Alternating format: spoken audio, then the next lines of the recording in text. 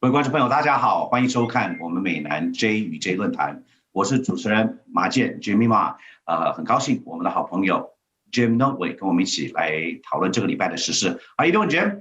I'm doing very well. Doing very well. I had the good fortune the other day to come back to Texas from California, as I may have told you that unfortunately earlier this year my father passed away, and I grew up in California, and so my brothers and I have been settling his estate and getting his house ready to sell.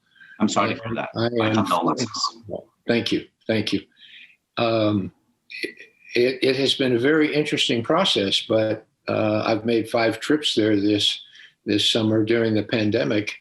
But my point in bringing this up is I joined a whole lot of people. I was coming home, but most of the people I was traveling with were leaving California.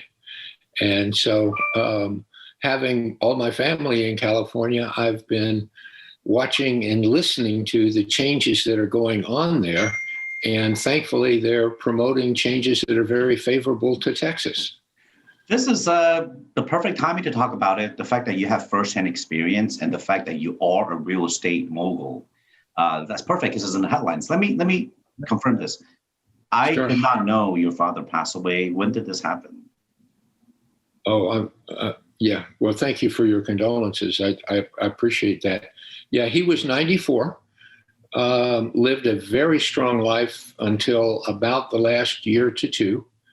And he did fail. He had COPD, lung problems, and a few blood problems in the last year. But he lived a great life. I want to be just like him. And frankly, I want to go just like him. You're too young to think about that. But at 94, that's a good life. So do you mind if I the reason why I asked also is because, is this during COVID? Yeah. Is it no, he had no, he passed away in April from natural causes, but it had nothing to do with COVID. Okay. Yeah. Because, I read a lot of news about people, elders passing away, not from COVID, but the fact that because of COVID, being in the hospital, they cannot be with friends and family because you cannot visit. So they go alone, and whether they went because of COVID or not, but because of COVID, they can't be with family and you cannot visit. So that puts a huge strain, and it's a shame that has to happen. It has. His last visit to the hospital in early April was affected by COVID. Yeah, nobody could visit. I want to tell our audience what you just said, because it really touches deep. Going through hardship during this pandemic time. So Jim 的父亲在94岁的高龄去世了，在4月份走的。但是因为这个疫情也不能到医院去探望他们，所以很多这些年长者生了病，或者跟这个疫情没有关系的，不是因为这个新冠病毒的，但是不管任何的症状，你到医院你都没有办法去探望，所以是很孤寂的、很孤单的一个人走掉。所以对我们来说，我们华人对这个疫情是很重视的，也比较愿意戴口罩，也比较愿意去保护别人。但是因为美国的这个民情不一样，到现在都还在不愿意这个正视这个问题。现在没有说疫苗出来了，但是疫苗在未来2-3个月之内不一定大家都能打得到。So as I was telling our audience that it's a difficult time. Now the vaccine is out. Mm-hmm. But I went online to check, and out of 100 people, I'm the bottom 8 percentile to get it. So it might be half a year, it might be a year. And I'm hoping you will get it soon, because age is an advantage here. The only time that age, or if you're a first responder, I have friends in the medical field that already got their shots. So when you said you were at the bottom, I was thinking you're going to get it in the bottom. Is that where it is? I thought it was on the arm. I know, but I hope not. It will hurt more, I think. But when I'm at the bottom of the list, it will take a while for me to get it. I know just what you meant. I'm just making a joke. I know. My wife got good news. I think I have told you that my wife's mother is 94 as well, and she is in a memory care facility. But she got good news yesterday that they will be getting the vaccine for her and for everyone else in the place she stays next week. Congratulations. That's great news. Yeah, it is great news. Yeah. Yeah.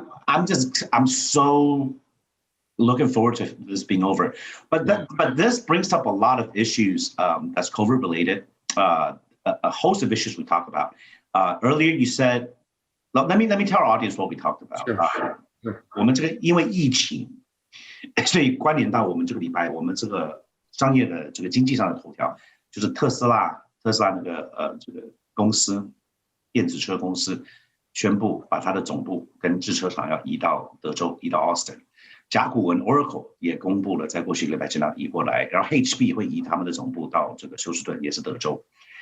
那这些跟疫情有关系，绝对有，但是也有很多是因为这个房地产跟这个州立的税的问题。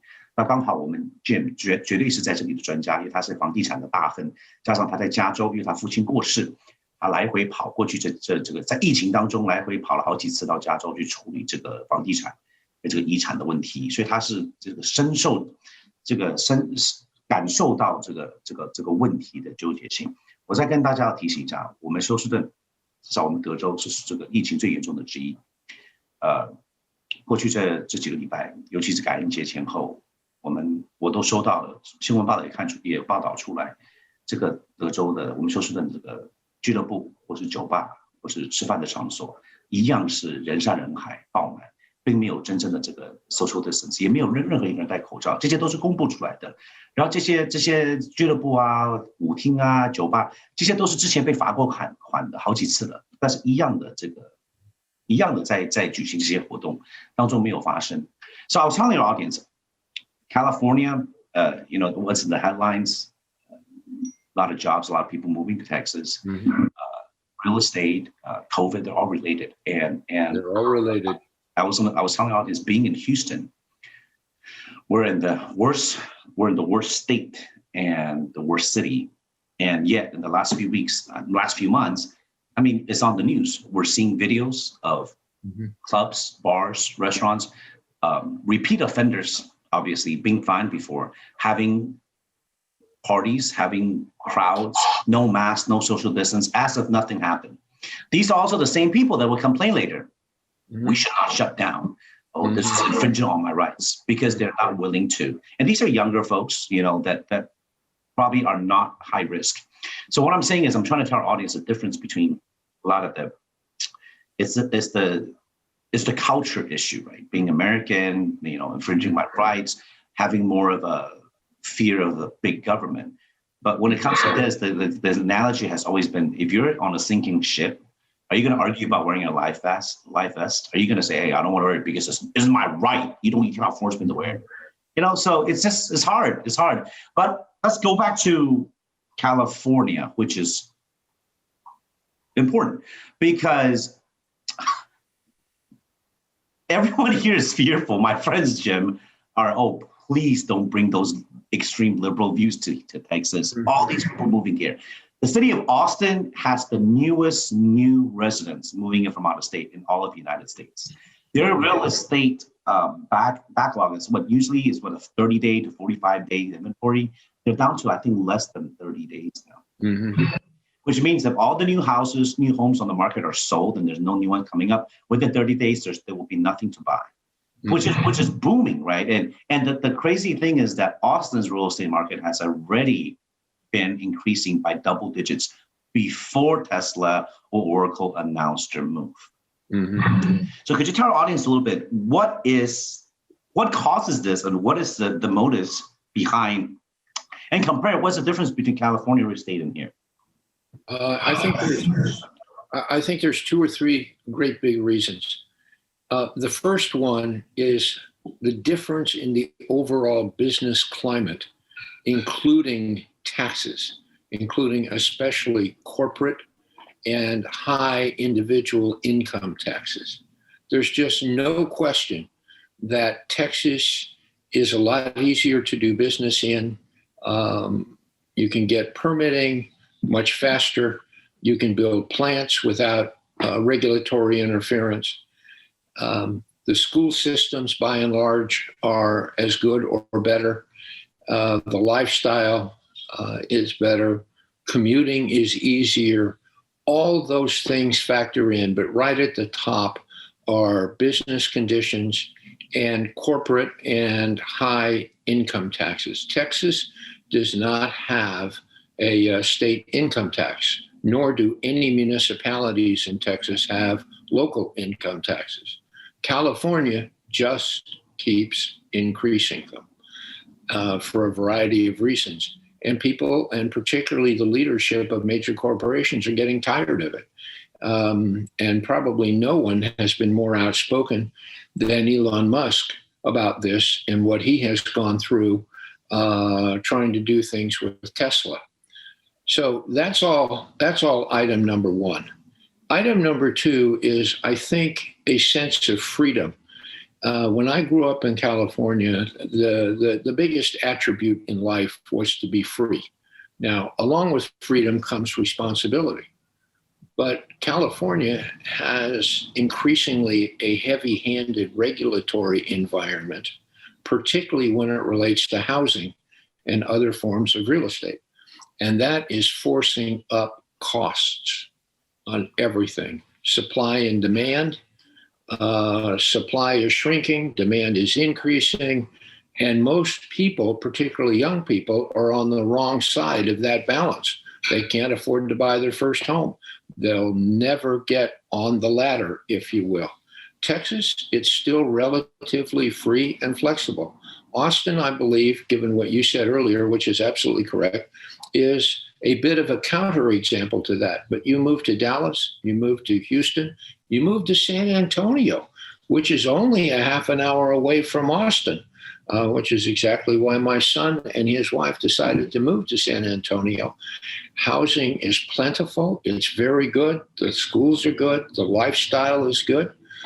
But what Austin has, and why it's attractive to some tech companies, is it has a very, very highly educated and high-skilled technological workforce, much more than Houston. Houston has high-tech people in energy and in healthcare more than anything else. But in computer software, computer hardware design, things like that, which is what most of the exodus from California is, Austin is far superior, and Dallas is a bit second in all of that. So that sense of freedom and the erosion of freedom is a big, big factor as well. You might want to translate that. I love that. I love that. A sense of freedom. 这个在加州没有自由，没有这个自主的感觉，因为加州有州税，加上加州这个做生意跟这个租房子都有很重的这个政府的这个政策。For example, when you talk about rent control, okay, yeah, that's a big problem if you're a real estate investor.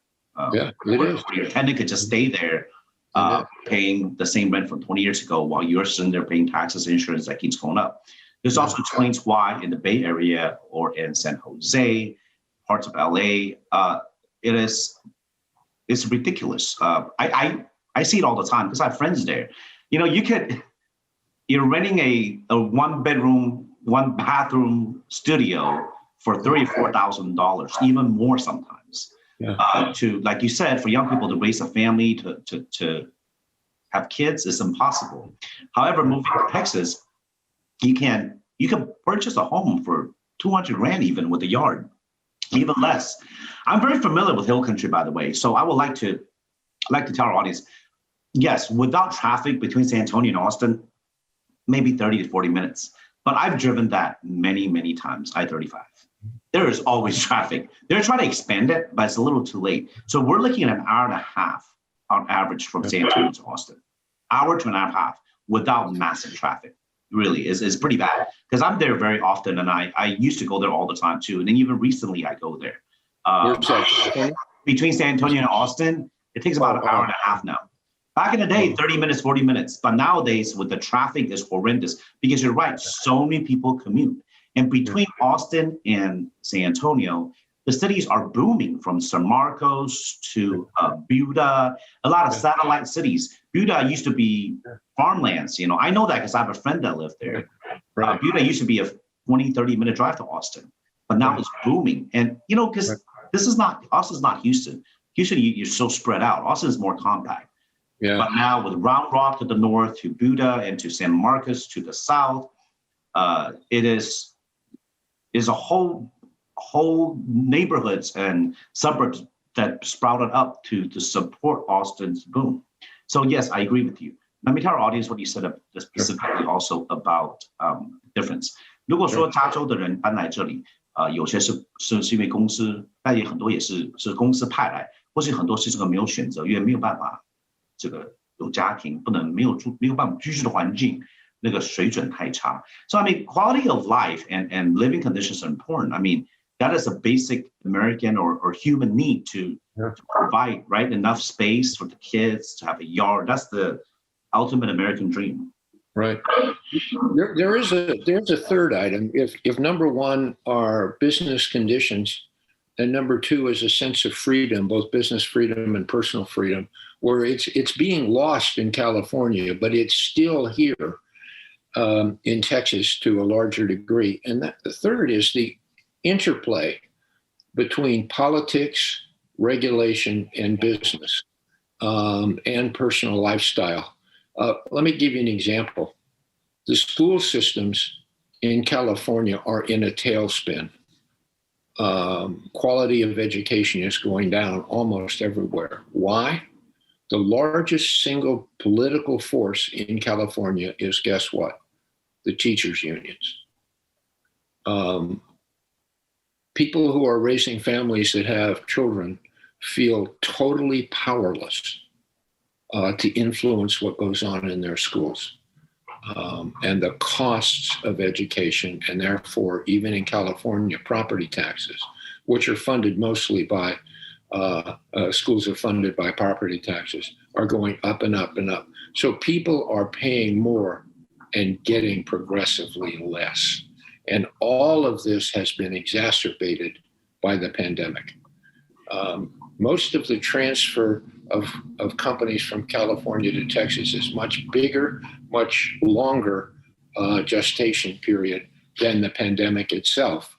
It's getting more notoriety because of the pandemic, but it's bigger. But all of this has been exacerbated by the restrictions on the pandemic and the confusion over the school system.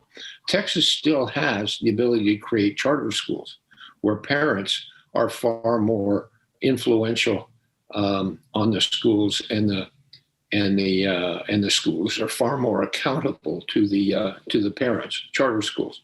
That's not the case in California. Yeah, see, when we bring this up, though, we could talk about this for hours. I feel like we should do an episode to talk about charter schools. Well, we can, yeah. Because there's different viewpoint, right? For me, I want my kids to go to a private school. I want my kids to. I grew up in Sugar Land, which has the best schools in Texas, public school. But when you talk about Betsy DeVos and the administration's funding using federal funds and vouchers, and that's a whole can of worms we're talking about, because it widens the gap between the rich and the poor. It squeezes the middle class.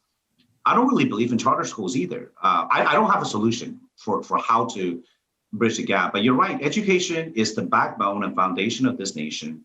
We need to have educated workers, and our country needs to educate. Whether you're poor or rich, you should have not the same education, but you should have at least be able to get the basic information free. Otherwise, when you're staying at home to study online, a lot of these kids don't have internet or Wi-Fi. They don't have computers. And schools have become much more than education. They're really cultural education. They're cultural centers. They're delivery of all kinds of social services. Where my children went to middle school and high school, 85 to 90% of the students not only had free lunches at school, they had free breakfasts. And many of those students did not have dinner because many of them did not have homes to go to. Absolutely. It's a dirty secret throughout our society, but the schools have taken on progressively much more responsibility beyond just the classroom. Sometimes the only adults these kids see that authoritative are people at school, whether it's the teachers, the counselors, and it's a shame. Hey, I'm very surprised. Your kids went to a public school, I assume. Oh, yeah. Where did they go? They went to Robert E. Lee High School. Yeah.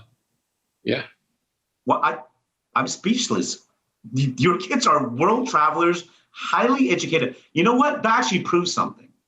That proves that perhaps our education system does work, but it comes down to what your parents, the responsibility is still on the parents. Because I would like to explain to our audience why my reactions like this. Do you mind if I do that? No, go right ahead. Go right ahead. Yeah. We sure. Robert Lee. Then I'll tell you the story of my kids in the public school and why it's so important and why my wife and I believe in it so much. You guys, I know you specifically put them there for sure, because you could very well put them in a private school or move to or live in a district that supposedly have higher property tax, so funding better schools. But Robert E. Lee is how do I say this without? It's a troubled school. Is a what? Troubled school. That's a good word to use. It's a very troubled school for decades. Mm-hmm. It's in a low income area that has a very high concentration without a lot of diversity. Your kids being Caucasian would be the minority of the minority. Oh, minority of a minority. It has a lot of diversity. It has. Not when it comes to Caucasian. Diversity means. Not when it comes to Caucasian. No, the Caucasians are a small minority. To me, diversity means you have 20, 30% of a certain race. You have Caucasians, African Americans, Hispanic, Latinos, Asians. Yeah. That's diversity. And Robert E. Lee, anyway, there is barely. Translate what I said a moment ago to your audience, and then I'll tell you more about why we did what we did and how we did it. 我们讲到这个教育啊，很特别，为什么？因为Jim 自己的孩子都很成功，都是在大公司做事，都是好的学校名校毕业。但是很令我惊讶是，他们的高中在修书呢是在一个公立的，而且是一个低收入的，而且是这个成绩并不好的，甚至是倒数的公立学校，非常非常有名，而且不是好的，是恶名昭彰的学校，因为这个毕业率很低。那为什么 Jim 跟他的夫人牙医夫人，为什么他们两个决定要让他们小孩在公立学校，而且是在这种竞争力很低的公立学校让他们孩子上课？因为他们可以送孩子到私立学校，也可以搬到一个好的区去上好的公立学校。That's very interesting。为什么？这就是美国，就是说实话，就是美国这个怎么讲呢？美国人不能讲，我们也是美国人，在美国住的比较久的人，跟新移民的文化上的差异跟思辨。What you bring up, which you're going to talk about why, but what I told him is this also digs a little bit deeper.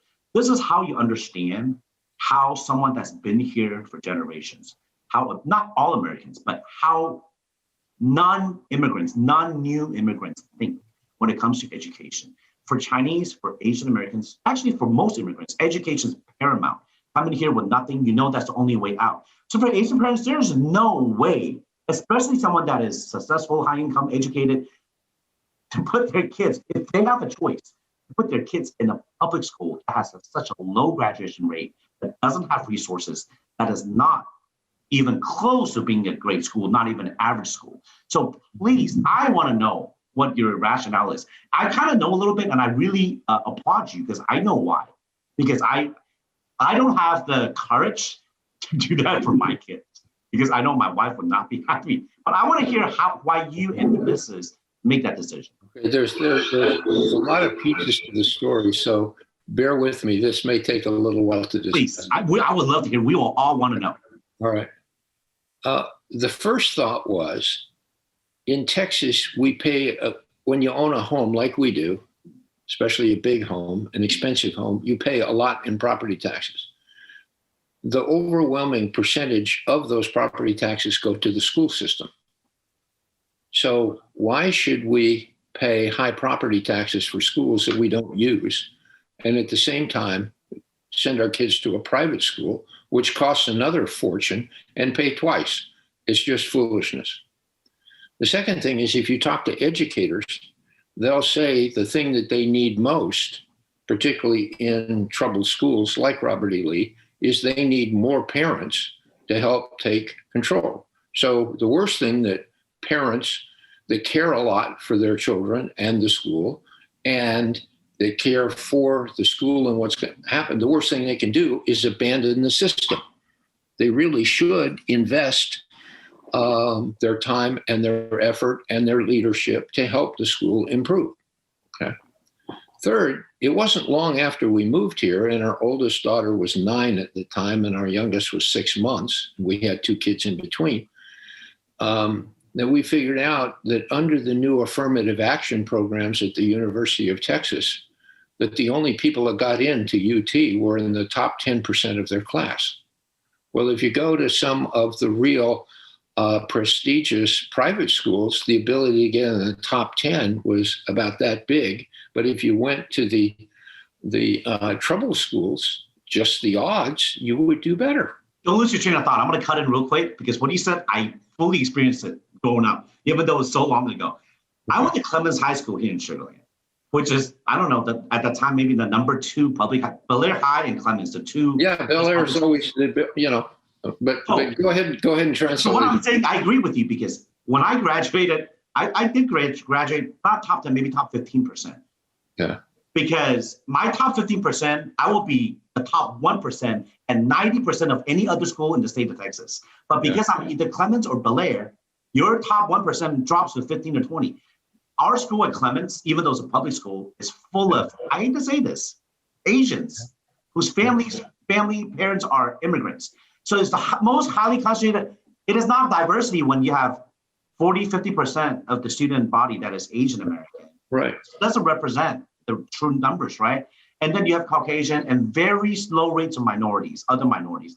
So it makes it so competitive. We're the only school in Texas where we have a Harvard, where Harvard accepts someone from school every year. Multiple rise acceptance. Ivy League, top 10 is all Ivy League. Is nuts. SAT, average SAT score is 100 points higher than any other school. So I completely feel what you mean. At high school, I thought about it. I was like, why don't I just transfer to not even Robert E. Lee, to be honest, another school in my district that's not Clemens, and I will automatically be top 1%. You should. And, okay. and actually, I'm sorry, go on. I didn't mean to pick you up. Actually, HISD has open enrollment, so you can go to whatever school you want. You can live where you want and go to whatever school. So, I mean, there's so many pieces to this story, but I'm sorry, I didn't mean to break it off. So you're talking about first the grade. Yeah. So first reason was property tax. Second reason was automatic admission. Well, no, that was the third reason. The second reason was we didn't want to abandon the school. Abandon schools. That's very important. The fourth reason was when we moved to Houston, and I knew this long before I moved to Houston. Houston's a magnet for immigration, magnet for ethnic diversity, for economic diversity. We wanted our kids to participate in that. Why would I abandon that to go to an isolated school where everybody looked like us? Okay. And so I used to tell the children or ask them, hey, would you like to go travel the world? Oh yeah, Daddy, let's go. And I would say, no, we'll stay here in Houston. The world's coming to us. I love that line. So let's go take advantage of it. So I think you said it earlier, about only somewhere between 12 and 15% of our children's classes were white. And most of them were not Christian or European white. They were Bosnian Muslims that themselves were refugees from the breakup of the former Yugoslavia. Okay. That makes sense. Because when you said 15, 30, 20% Caucasian white, I was like, there's no way. Robert E. Lee, maybe like 2 to 5% white. But when you bring up, I didn't know that they were refugees zoned to there. Because what happens is the federal government moved them into housing near that school. It's a government. And so all kinds of things happen. But Robert E. Lee was also a magnet school. And so there was about 5 to 10% of the student body that was excelling in academics. And let me give you an example. There was a world-class calculus teacher that taught calculus.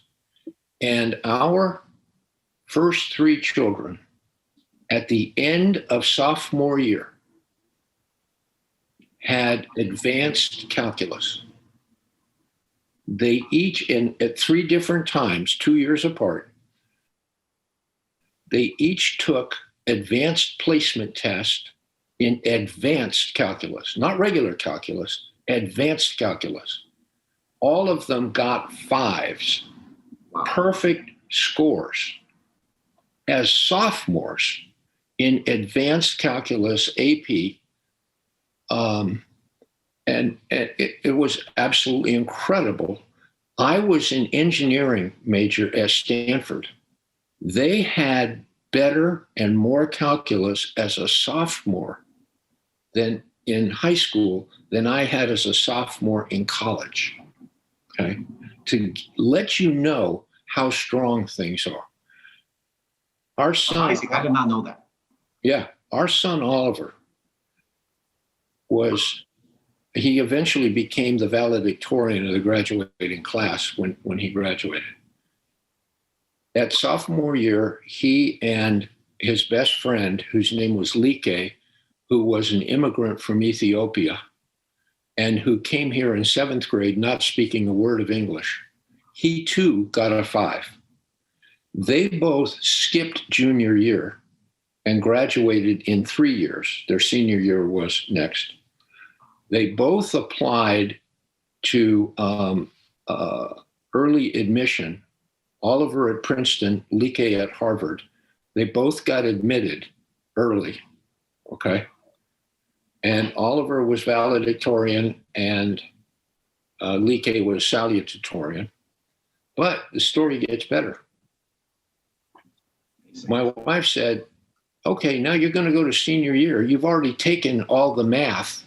What are we going to do?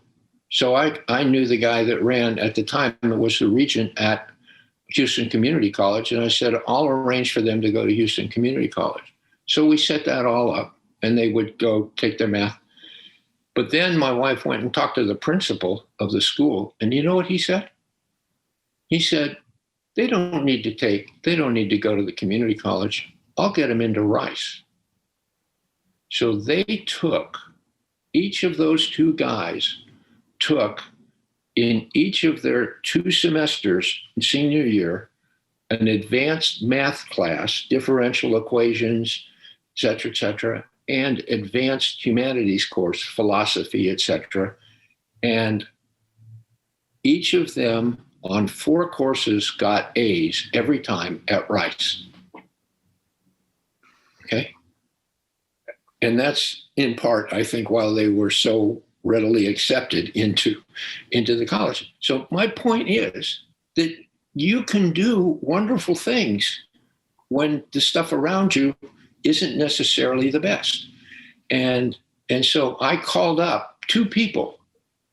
I called up the guy at that time, M.J. Khan, who was the city councilman, Muslim, and I called up Harvin Moore, who was our representative on the HISD school board. And I said, would you like some good news? Would you like to hear this story? And would you like to publicize this and get HISD some good news? They weren't interested. Neither of them were interested. Why? The story just fell on deaf ears. I don't know. But to me, the guy who was their principal is a hero.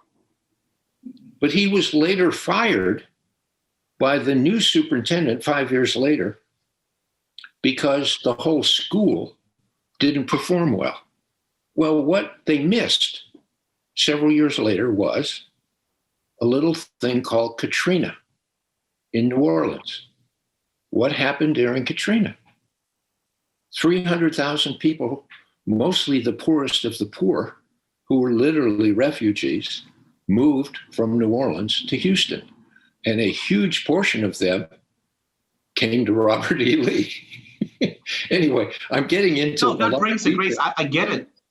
But at any rate, I want to tell you why it hits so much. Okay, Katrina happened in 2005. So your kids graduated earlier in the decade. So what, 2002, 2003? Our eldest daughter, who's now 37, graduated Lee in 2001. Okay. And then Oliver, 4 years later, graduated in 2005. Okay. So and then, 2 kids, and then your third one? Third one, she had a program all to herself. She spent her freshman year with friends in Bordeaux, France, doing a one-off foreign exchange program. Then she came back to Lee, spent her sophomore year at Lee. But then we learned about a international baccalaureate program in New Mexico. It's one campus of 20 called United World Colleges, fully endowed. And they have one campus in the United States and New Mexico. And the long and the short of it is we wanted her to go somewhere in Asia, but the school said, why don't, given her experience in France and given her experience in an inner city American school, why doesn't she go to the American campus in New Mexico, just outside of Santa Fe, and then she can represent the United States to the 80% of the kids that come from all over the world. I remember talking about this with you. Yeah, but get this, in order to apply to that school, you had to be proficient in 2 languages different than your native language. So you had to speak 3 languages. She had to speak 3 languages. What American can qualify for that? No, none. Almost none. But she spoke French, and she spoke Spanish. Jim, I think we've been misguided for our little program here. I would like to tell our audience we were wrong to talk about politics or real estate or investments or stock market. I think as a parent, as a channel that have a lot of Chinese American ownership, viewership or Chinese viewership, I really think we should just talk about education, because I will pick your brain. As a parent, as a new father, it is a headache every day. And for you, and you, obviously not just you, it takes a village. So Mrs. Yeah. You guys have I mean, applaud you. Princeton and Harvard from Robert E. Lee. I never knew that. I would never imagine that. And it is not easy, because that is how you truly teach kids how to appreciate and how to work hard and how to have good character. I've always remembered what my parents told me is that you want to strike out of your comfort zone. You don't want to be friends or be close to only people that are your same heritage, same income, same education. It's not slumming it. It's you have to reach out and see people with different social class, different walks of life, to really have a full grasp of life and understanding how to be a good person. Right. So it's amazing. Your kids went to. Look, and you know what strikes a chord is that I'm good friends with one of the HISD trustee, a dear friend and son. I followed it a little because I don't live in HISD anymore, but I follow it because it is a mess. It is a mess that is 2 decades in the making, starting from what you said. Right now, it is. I don't know if you still follow it. It is a huge mess. Do I follow it? Remember, I was housing director for the city. That's right. I apologize. So you know exactly the politics get involved in schools. Superintendent fighting with the trustees, fighting with, and there's a magnet school that is very important in Houston that started a few years ago. Your kids would have probably loved to go. It's called Mandarin Immersion School. So we have a Mandarin Immersion School. We also have an Arabic Immersion School, right? Yeah. So those schools are great. I would love for my kids to be able to get in there. I think they're wonderful. Absolutely wonderful. They fired the first principal of Mandarin Immersion School, which is Prince Love, who have good grades in politics. They fired him, and it just leaves a bad taste. Like when you follow this kind of stuff, it's politics and infighting has really, because this is taxpayer dollars. This is a huge billions of dollars at stake, billions. But Robert E. Lee, right? You said, high school was Lee High School, right? Robert E. Lee. Yeah. They changed the name about 2 years ago because it's now Margaret Wisdom High School. She was a very famous counselor 20, 30 years ago. I remember now why, because of the Robert E. Lee, the Confederate. That makes sense. Okay, I forgot about that. But Lee High School was notorious not for academic achievement, definitely not. But stories like your son, like his friends, because it was not politics, They should have, but they did not prioritize it. They did not see the difference it will make. Because Asian Americans, Native immigrants, we always believe in the school district, the ranking of the schools, or how many percentage. Some of those numbers are not reflective of how successful your child would be. It also showcases that you and your wife were full-time parents. You guys worked, but you guys were on top of things. You cannot just expect a kid to do well. You throw them to a private school or throw them to a good school, public school, whatever it is, and expect them to do well. Yeah. Right? You have to guide them. You were on top of it. You knew what was going on. My wife, much more than me, I was working most of the time, pretty long and hard, but she was fully dedicated to all of this. But she was a full-time dentist too, if I recall. Yeah, but she wasn't then. That's what I mean is it takes parents to be involved, but you cannot just dump it on the teachers. Yeah, in fact, let me tell you just one other branch of the story. The year that Madeline, our third kid, that had gone to France, when she was in her sophomore year of high school at Lee, the principal, Steve Amstutz, came to my wife and said, "How would you like to teach a class?" And so for a year, my wife was a teacher. And I mean, it was a wonderful experience, but a terrible experience all at the same time. It was terrible in the way she had to spend her time. But it was wonderful in the fact that it taught her a lot about the realities of what are going on in our society. And she came away from that with a real simple theorem. You want better schools? Let's start with better parents. Let's start with parents that prepare the kids for school. But in many cases, again, a dirty little secret, there hardly are parents. There are children that live alone. The parent may be there and there may be an apartment, but there may not be. I mean, a lot of children really have very little structure in their lives. And while I wasn't housing director in Washington, D.C., but I was head of the National Capital Revitalization Corporation. And I was able to persuade KIPP schools to come and bring a KIPP school to the underserved, the worst neighborhoods in Washington, D.C., where Marion Barry used to represent. Okay, Michael Feinberg's a very good friend of mine, and the Hurwitz family, who I used to work for, is the biggest benefactor of KIPP schools. And it taught me, going through that process, they had every problem in those areas of Washington that we had at Lee. The difference was they weren't ethnically diverse. They were overwhelmingly Black, overwhelmingly poor, and overwhelmingly suffering. Disadvantaged. Definitely disadvantage. And we got really close. I went to Mayor Williams and I talked to him because he had to take over the Washington school system because it was so bad. It failed. Yes, essentially failed. And I was close to him when he took it over, and it was a big court fight and all kinds of things. But I said to him, why don't we create dormitories for children that they can stay overnight? They come to school Monday morning and they go home Friday evening. But Monday, Tuesday, Wednesday, Thursday night, they stay there.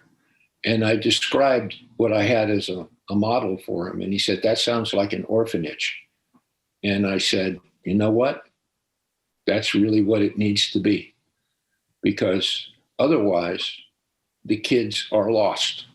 But at least you could put structure and safety and nourishment and all the other kinds of physical and emotional help. But we couldn't get it done socially. You couldn't take children away from their parents. It was a very heavy heart that we talk about it. Yeah. I would love to pick your brain about these very insightful experiences that nobody else really could tell. You really have a lot of firsthand experiences. It's just like, it's so deep. When you mentioned KIPP, I mean, I don't know who brought KIPP to Houston, but they're very successful here, where it helps a lot of disadvantaged kids to have their education. I see KIPP a lot. Myself, go ahead. I'm sorry. KIPP and yes. Yes, preparatory. Yeah, yes, preparatory and KIPP. That's right. Yeah, I was very close friends, still am close friends with Ann Sung's predecessor, Harvin Moore. He was there for 3 or 4 four-year terms before she came in. Ann's great. It's a perfect story of she's a teacher. From teacher, she moved up to Harvard educated, but she's a teacher. She wanted to come back to her district. I think she was Teach for America, wasn't she? That's right. But I mean, for someone, that's what I mean. People think, especially because our audience is Chinese American, you want your kids to be educated and go to great schools. And then you want to get high-powered doctor, lawyer job. That's all great and dandy, but not everyone. If everyone does that, then the top talents don't go back. Anne chose to go back to the start from the bottom to teach face-to-face with students, and then rose back up to, I mean, not back up, but to take on the job as I mean, it's not an easy job. But what I'm saying is that going to prestigious schools and having elite education is not always about profit and income and earning power. You know, you have to give back. We have to have the top people go back to become scientists, to become teachers, to go put back into the community where they're from. Sure, and I have a theory. I don't know how you'd ever prove it. That's why it's a theory or a hypothesis. There's a big discussion that's gone on for 10 or 20 years, I think 50 years. Why are the universities' PhD programs in engineering and science and math full of people from abroad, India, Chinese, etc.? Answer is because Americans don't like to study and may not have aptitude for math and science, which I say is absolute BS. Yes. But my hypothesis is the thrill of engineering and science is not developed in children at a young age. Why? Because we have insufficient number of teachers who have insufficient capabilities. It's a cycle. It's a bad cycle. Chicken and egg. You're absolutely right. Yeah. Because we don't emphasize it, because, you know, and that, I don't mean to break it off. I'm sorry, because I know I'll forget. You know, a problem is not just starting from grade school or middle school and high school. It goes to college. Most of the mathematicians, professors, or engineering professors, because us Americans don't want to take the hard way out because it takes longer, it's harder. You have the men. Liberal arts, I mean, I'm a liberal arts grad. I mean, politics or government, or you can graduate, but when you're an engineer, you got to put in the work. And it's studying for 20 hours a day. I have a lot of friends who are engineers in college and grad school. Yeah. Guess who the professors are? They're always immigrant professors or new immigrants, PhDs from other countries, and they may not speak perfect English. They are probably harder to communicate with because you cannot find talent that teach our kids. So it goes all the way. This cycle goes all the way to college. The less people want to take it. So the ones that do graduate from them also are immigrants themselves, or these are the only way out for them. You know what I'm saying? It becomes a cycle. So we don't establish that foundation, that interest. And we're behind. United States, we're behind in this. And I think we run the risk of it getting worse now. Oh yeah. I think we're sliding backwards. There was a study done about 20 years ago comparing Japanese children with American children.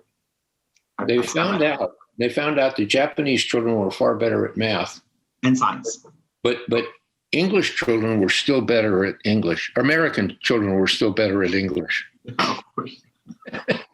We knew because being immigrants ourselves, we knew that we were far ahead. Coming in from Singapore, or our friends our age, or our friends' children, they come from Asia, from Taiwan or China or Japan. It's not even close. At least 3 years ahead in math and science. Language arts, maybe, but I can tell you right now that there are a lot of countries rejoicing at the problems we have in the United States. A lot of other countries. Because we're self-destructing. Hey, Jimmy, let me interrupt. We're going to have to end this pretty quickly. Mm-hmm. We've been going now for what? Not quite an hour. 45 minutes or so. Yeah. That okay with you? Yeah, we got to end now. So what I was going to say quickly is what you said, we're going backwards. People are telling us, especially Chinese even, that says this is the beginning of the end for the United States, that the decay has started, that we're not competitive in children's or teenage competitions, whether it's math or science, that the best people are not staying here, they're going back to their countries, that since 2001, because of the Iraq war, we've created so many enemies.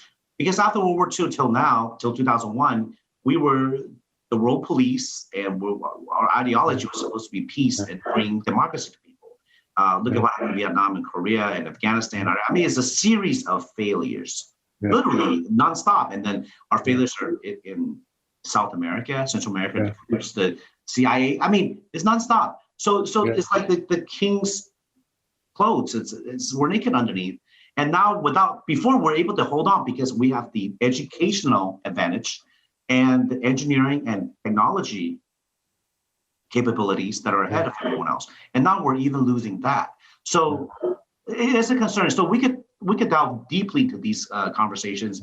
Every time I talk to you, we never stick to the topic we start because you always know something that piques my interest that nobody else could talk about. Nobody has been housing director where you could talk about what happened in Washington, D.C. with mayor. Nobody can really talk about, I mean, your kids' experience is a case study for aspiring parents that want to raise good kids that not just go to Ivy League. They did. So it's easier to sell to Asian audience, the Chinese audience, right? Because they did go to Ivy League. But even if they didn't, they're good kids. And even if they went to UT or UH, the fact is they learned. And I would love to talk to you more about it. I'm going to do it on the show. It's also for personal reasons. Instead of me calling you and asking you, I'm just going to tape it so we can share it with more people because these are things that I want to know.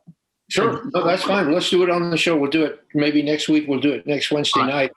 And you've got a lot to translate as you edit this. It is very hard to go up because I lose my train of thought. I love speaking with you. There's a back and forth. Stopping and translating is very hard. So hopefully they put a caption on there. Okay. Take care, buddy. All right. Thank you. Okay. Bye-bye.